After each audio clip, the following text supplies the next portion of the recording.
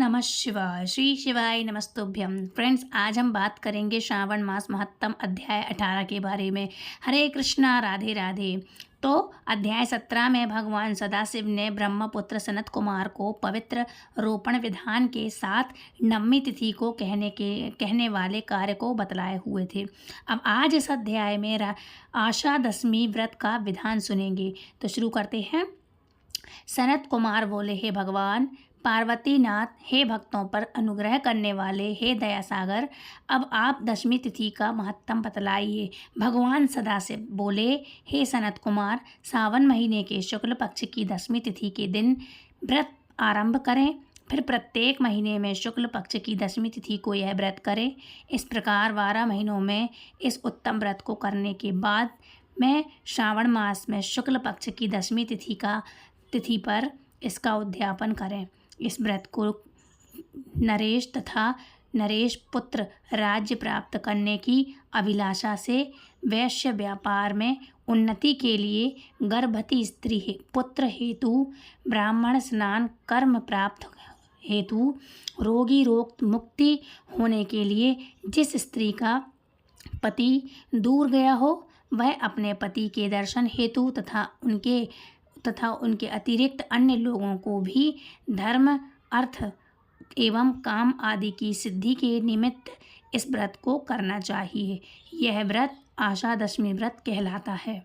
जिस कारण जिसे कष्ट हो तब उसके निवारण के लिए उस मनुष्य को यह आशा दशमी व्रत करना चाहिए। श्रावण में शुक्ल पक्ष की दशमी के दिन स्नान करके, देवताओं का विधिवत पूजन करके, घर के आंगन में दसों दिशाओं में पुष्प पल्लव चंदन से अथवा जौ के आटे से आदि देवताओं की शस्त्र वाहन युक्त स्त्री रूपा शक्तियों का आलिंगन करके नक्त बेला में दसों दिशाओं में उनकी पूजा करनी चाहिए। घी से तैयार किया हुआ नैवेद्य अर्पित करके उन्हें अलग अलग दीपक प्रदान करना चाहिए। उस समय जो फल उपलब्ध हो वह भी चढ़ाना चाहिए। इसके बाद अपने कार्य की सिद्धि करने के लिए इस प्रकार प्रार्थना करनी चाहिए कि हे देवता, मेरी आशाएं पूर्ण हो और मेरा मनोरथ सिद्ध हो। आप लोगों की कृपा से सदा कल्याण हो। इस प्रकार विधिवत पूजा करके ब्राह्मणों को दक्षिणा देनी चाहिए। हे मुनि श्रेष्ठ, इसी क्रम में से प्रत्येक महीने में दशमी तिथि का व्रत सदा करना चाहिए और 1 वर्ष तक करने के अनंतर उद्यापन करना चाहिए। अब पूजन की विधि कहता हूँ, इसे ध्यानपूर्वक सुनो। सोने अथवा चांदी अथवा आटे से ही दसों दिशाओं को बनाएं। उसके बाद स्नान करके भली भांति वस्त्र आभूषण से अलंकृत होकर बंधु बांधव के साथ भक्तिपूर्ण मन से दसों दिशाओं का और दसों देवताओं का पूजन करना चाहिए। घर के आंगन में क्रम से इन देवताओं के द्वारा दिग देवताओं को स्थापित करें। हे इंद्री, इस भवन के स्वामी और देवताओं तथा दानवों से नमस्कार किए जाने व इंद्र आपके ही समीप रहते हैं। आप इंद्री नामक देवता को नमस्कार है। हे अग्नि, अग्नि के साथ विवाह होने के कारण आप अग्नि कही जाती हैं। आप तेज स्वरूपा तथा पराशक्ति हैं। अतः मुझे बर देने वाली हो। हे यम, मैं आपका ही आश्रय लेकर धर्मराज सभी लोगों को दंडित करते हैं, इसलिए आप संयम नाम वाली हैं। संयम आप निसंदेह आप मेरे लिए उत्तम मनोरथ पूर्ण करने वाले हो। हे आश, हाथ में खड़ग धारण किए हुए मृत्यु के देवता आपका ही आश्रय ग्रहण करते हैं।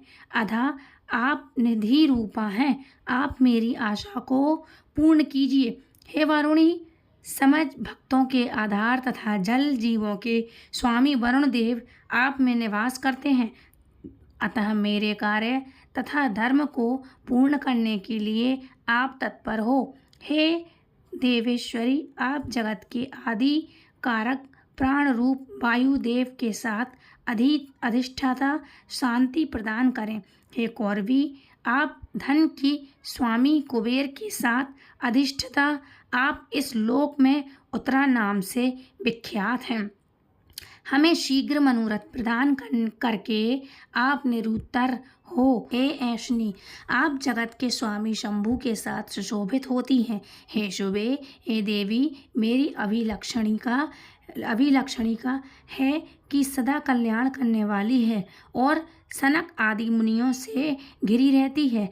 आप सदा मेरी रक्षा करें। सभी नक्षत्र, तग्र, ग्रह, तारागण तथा जो नक्षत्र माताएं हैं और जो भूत प्रेत तथा विघ्न करने वाले विनायक हैं, उनकी मैंने भक्ति युक्त मन से भक्ति पूर्वक पूजा की है।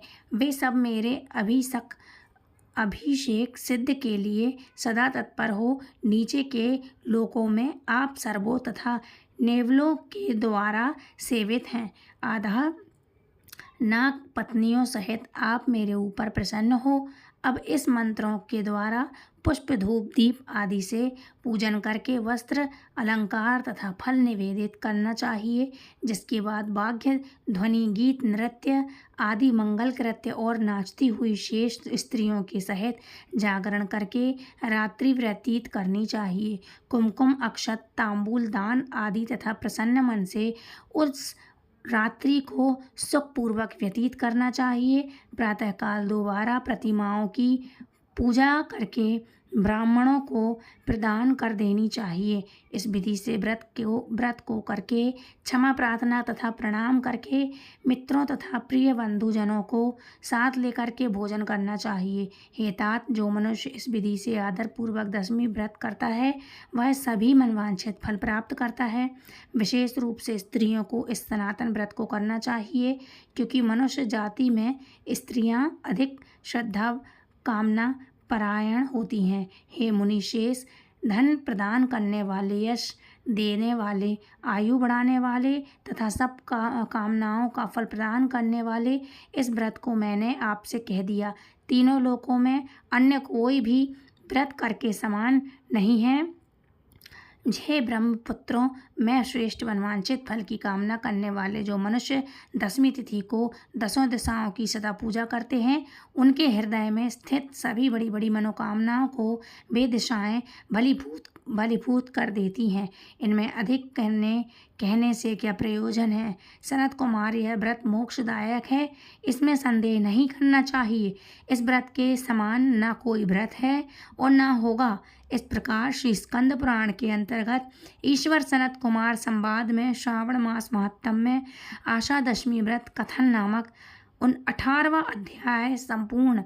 इस 18वें अध्याय के सुनने मात्र से धन धान्य की वृद्धि, मोक्ष की प्राप्ति होती है, मन की सभी इच्छाएं पूरी होती हैं। एक चीज़ याद रखो, यह जीवन बहुत छोटा है, बहुत तो बीत चुका है, आधे से ज़्यादा तो बीत गया है, थोड़ा सा ही बचा है। उस समय को भी ऐसे ही कलयुग में अपने रचाकर बसाकर व्यर्थ मत करो। कलयुग केवल नाम आधारा। मैंने बहुत सी वीडियो में आपको बताया है कि कलयुग में सिर्फ एक ही चीज़ है, जो है नाम।